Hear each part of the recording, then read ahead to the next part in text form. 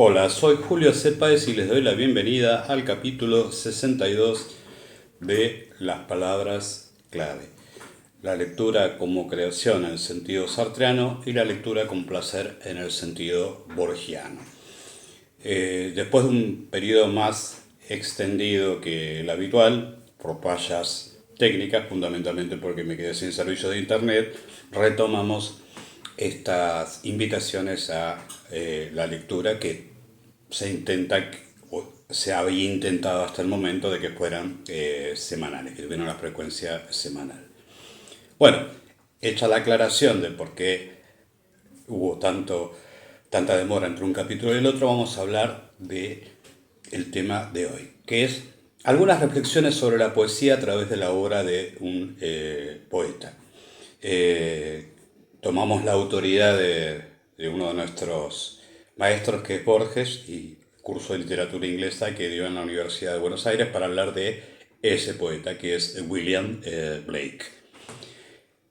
Siempre, tratando con gente que lee, muy lectora de narrativa y demás, no se sienten atraídos por la poesía, ¿sí? O sea, son lectores de cuentos, lectores de novelas, pueden ser grandes apasionados por la cinematografía, pero no entran en la poesía. O sea, el acceso a la poesía se les dificulta.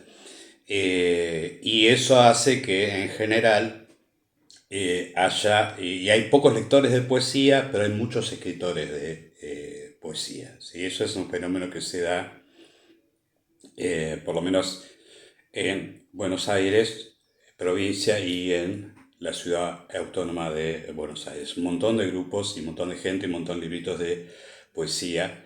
Y es muy difícil a veces encontrar algún tipo de guía para internarse en ese laberinto de múltiples creadores de poesía. Y también eso plantea que sea muy difícil plantear un canon sobre el valor estético de cada propuesta poética. Una de las dificultades de la poesía, yo creo que tiene que ver con la poesía lírica en general, la poesía que no es épica, o sea, que no cuenta historias, tiene esa dificultad. El habituado a la narrativa, que tiene un proceso extendido donde se narra algo, se cuenta, la poesía lírica no lo tiene. Sí, uno podría decir inclusive que la novela, utilizando una analogía que no es exacta, pero puede dar cierta aproximación a la visión. La narrativa extensa, la novela, sería parecido a un largometraje.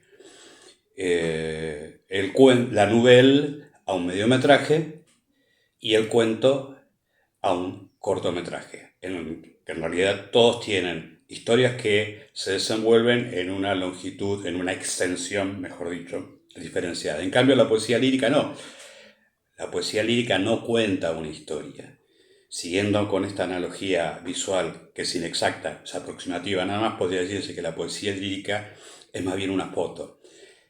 Pero una foto, ¿sí?, una foto que demanda mayor tiempo de observación. O sea, no es una foto una instantánea, sino es una foto que tiene una elaboración. Entonces hay que revisitarla. O sea, la poesía lírica sí o sí necesita la relectura. Si no, no hay forma de acceder. Una primera lectura de un texto poético de poesía lírica no agota su sentido, ni siquiera a veces refleja algo de ese sentido al lector distraído o al que no está empeñado en comprenderla, ¿sí? O sea, hay otra dimensión de lo literario que aparece en la poesía lírica.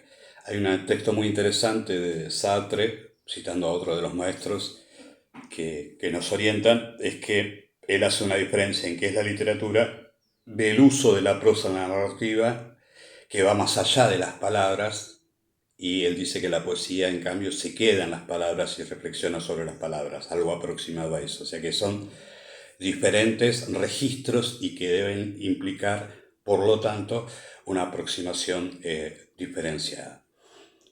Más allá de eso, elegimos a William Blake a través de las clases que daba Jorge Luis Borges en la Universidad de Buenos Aires, porque William Blake es para Borges un poeta inclasificable. Ni es neoclásico ni es romántico. Dice que es totalmente excepcional y que su lectura implica una gran dificultad.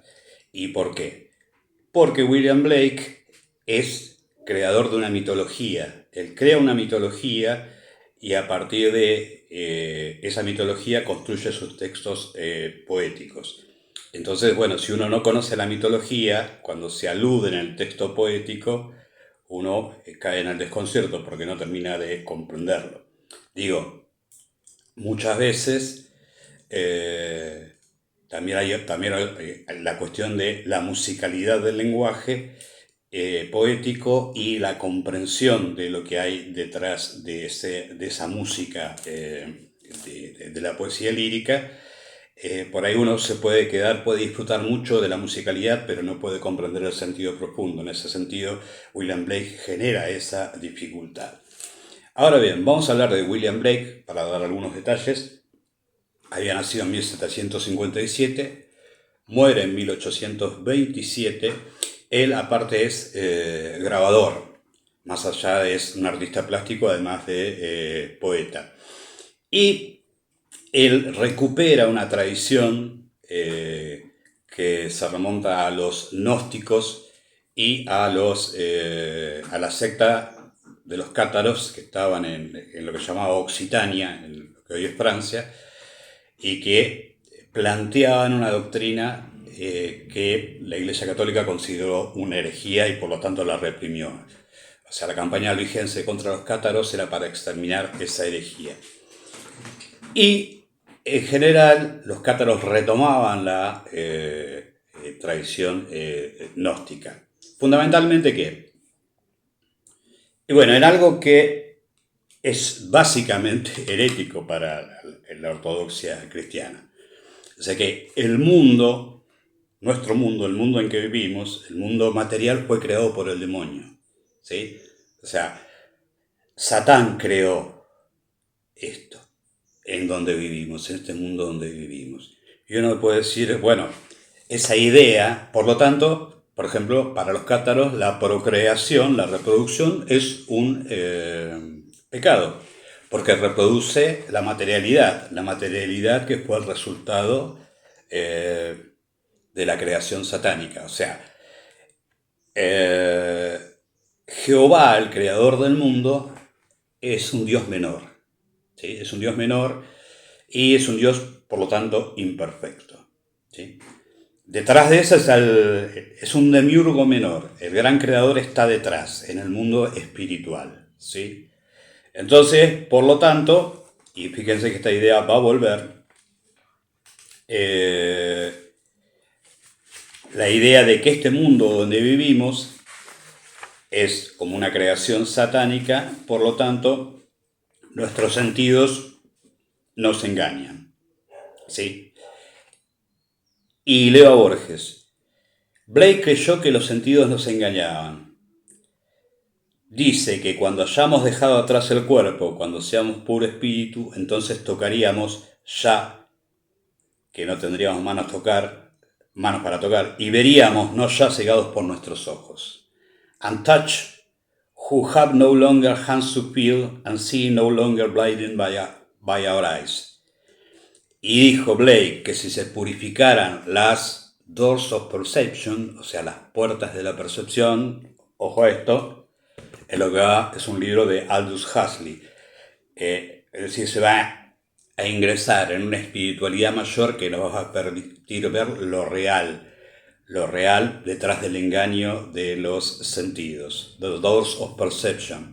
Y obviamente esto tiene que ver con también, miren cómo vamos, con de dónde Jim Morrison y sus amigos tomaron el nombre del grupo de rock de los 60 a principios de los 70. The Doors, eran las puertas de la percepción. Esta idea de que el mundo material es una ilusión. También, obviamente, puede ser tomado por los neoplatónicos, esa idea de que este mundo es un engaño de un Dios menor. Blake, a lo largo de su obra, distingue al Dios creador que sería el Jehová del Antiguo Testamento, de un Dios mucho más alto. Entonces, según Blake, tendríamos a la tierra creada por un Dios inferior, y ese Dios es el que impone los 10 mandamientos, la ley moral, y luego un Dios muy superior que envía a Jesucristo para redimirnos. Es decir, que Blake estableció una oposición entre el Antiguo Testamento y el Nuevo Testamento, de modo que para Blake, el Dios creador del mundo, sería el que impone las leyes morales, es decir, las restricciones. Él no harás tal cosa, él no harás tal otra. Y luego Cristo viene a salvarnos de esas leyes. Esa tensión está en toda la obra de Blake, y obviamente acá tenemos una muy linda edición de una de las obras de Blake, que es el matrimonio entre el cielo y el infierno, justamente eso. Y en una muy linda edición que sacó Terramar en su colección Cuaderno de las Musas, porque es una edición bilingüe ilustrada, ¿sí? Y acá, ¿por qué está ilustrada? Porque reproduce varios de los grabados, parecidos a los de Goya con mi limitada comprensión de la plástica. Y lo que va a haber, entonces, obviamente, matrimonio entre el cielo y el infierno, una tensión permanente entre esa moralidad del Antiguo Testamento y también con los nuevos valores morales que plantea esa venida de Cristo que nos libera del Antiguo Testamento, ¿no? Vamos a leer un fragmento, quiero que sea el más demostrativo, uno de los más demostrativos, que en realidad temática a lo largo de todo el texto, matrimonio entre del cielo y el infierno, se reproduce. La voz del diablo. Todas las Biblias o códigos sagrados han sido las causas de los siguientes errores. 1. Que en el hombre existen dos principios reales, a saber, cuerpo y alma. Que la energía llamada al mal procede únicamente del cuerpo y que la razón llamada al bien procede únicamente del alma. Que Dios atormentará al hombre en la eternidad por seguir sus energías.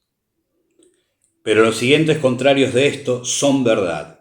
El hombre no tiene un cuerpo distinto de su alma, ya que el llamado cuerpo no es más que una porción del alma discernida por los 5 sentidos, que en este tiempo son las principales puertas del alma. La energía es la única vida y procede del cuerpo. La razón es el límite o la circunferencia exterior de la energía. La energía es el placer eterno. Ven cómo están las dos tensiones. O sea, hasta uno podría imaginar que Blake, muerto en 1827, prefigura la noción de inconsciente, ¿sí? Esa idea de que hay una energía que la razón trata de controlar, pero que vuelve. Sigo. Quienes reprimen el deseo lo hacen porque el suyo es lo bastante débil como para poder reprimirlo. De nuevo, aparece el deseo.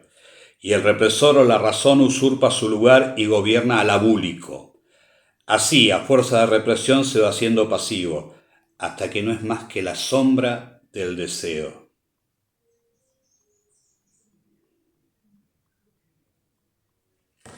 Vean cómo la temática se va a repetir en todo el texto. Esta tensión entre las dos cosas y la obsesión, también lo plantea Borges, que tenía Blake por el mal. Pero el mal no como una cuestión moral, que esto es interesante. El mal inclusive encarnado en la naturaleza. ¿Por qué? Y vuelvo a Borges. Al hablar del mal, pienso no solamente en la traición, la crueldad, sino en la presencia física del mal, en las enfermedades, en la vejez, en la muerte, en las injusticias que tiene que sobrellevar todo hombre y las diversas formas de la amargura que hallamos en la vida. ¿Sí? O sea, el mal estaría no tanto en la acción humana, o no solamente en las acciones humanas que dañan al otro, ¿sí? En el homicidio, en la traición, en el incesto, si quieren decir ustedes, en las guerras, sino en la materialidad misma de lo real. Por eso se enganchó con la idea de que un Dios imperfecto es el que creó este mundo en el que habitamos. Entonces, esa tensión va a aparecer en los textos de Blake, que va a evolucionar a lo largo del tiempo, ¿no? A lo largo de sus obras. Tiene las primeras de sus textos para leerlo, que es casi inconseguible en castellano, pero hay que buscarlo, es Songs of Innocence, o sea, canciones de inocencia, y uno más sombrío, que es Songs of Experience, canciones de esperanza. Volviendo al punto inicial, vean la complejidad del pensamiento de un poeta que obviamente va a generar una dificultad al leer sus textos, pero sin embargo, nosotros hicimos la experiencia práctica de leer fragmentos de Matrimonio del Cielo y el Infierno y vemos que ya hay unas cuantas ideas que nos llevan a reflexionar sobre la condición humana, ¿sí? Más allá de desconocer la mitología que había creado los dioses, las diosas y las historias, esos poemas que aluden a esa mitología que él había creado. Hay inclusive un deslizamiento de William Blake que me pareció que cita uno de los más bellos poemas de William Blake, que es Tiger, Tiger. Y no sé si ustedes tuvieron la oportunidad de ver la serie El Mentalista. Aparece un asesino serial que se llama el Rojo Juan, Red John, y que crea una secta, y esa secta se identifica con los versos de Blake y con los versos de uno de los más bellos poemas de Blake, que es El Tigre. Porque nos explica que lo toma William Blake al tigre como un símbolo del mal.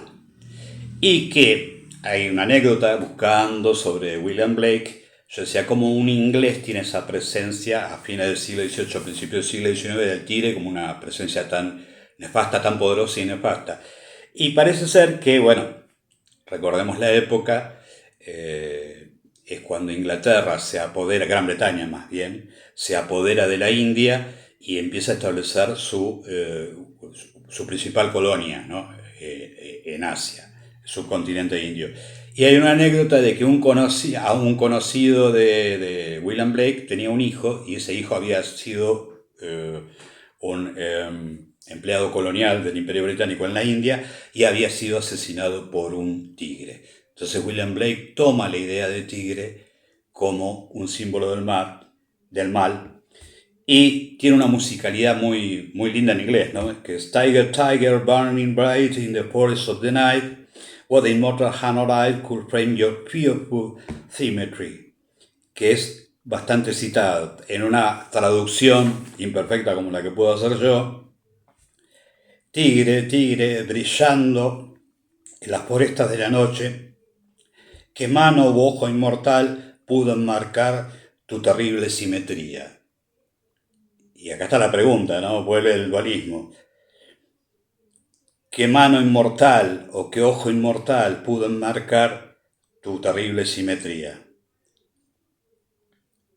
In what distant deeps of skies burn the fire of your eyes? Que en realidad no dice your, dice thine eyes, porque es la forma en inglés antiguo. O sea, hay una pregunta sobre quién creó a ese ser terrible, ¿sí? Y al mismo tiempo hay en el poema, que es muy bello, hay una pregunta: si el mismo que creó al tigre, creó también al cordero. O sea, por un lado al asesino y por el otro lado a la presa. El poema, digo, obviamente tiene una musicalidad que en la traducción se escapa porque es un poema rimado en un inglés bastante accesible. No es un inglés antiguo, si bien hay algunas palabras que son más bien de un inglés no habitual, ¿sí?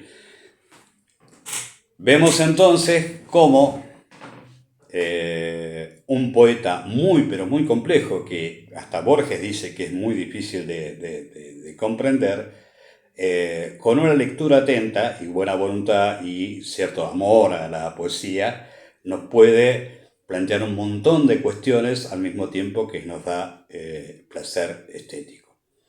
Yo recomiendo entonces para la lectura leer de William Blake El matrimonio del cielo y el infierno en esta bella edición de Terramar, su colección Cuaderno de las Musas, y tiene algo fundamental porque la edición es bilingüe, ¿sí? O sea, sobre la izquierda nosotros podemos leer el original inglés y a la derecha la traducción, y es un lindo ejercicio para comprobar hasta qué punto la poesía traducida es traicionada o es respetada, más o menos. Nunca se puede respetar completamente la poesía, es casi intraducible por una cuestión compleja que las lenguas, si bien tienen estructuras algunas veces parecidas, el vocabulario y la musicalidad se escapa cuando se hace una traducción. Así que buena suerte, buena lectura y hasta la próxima.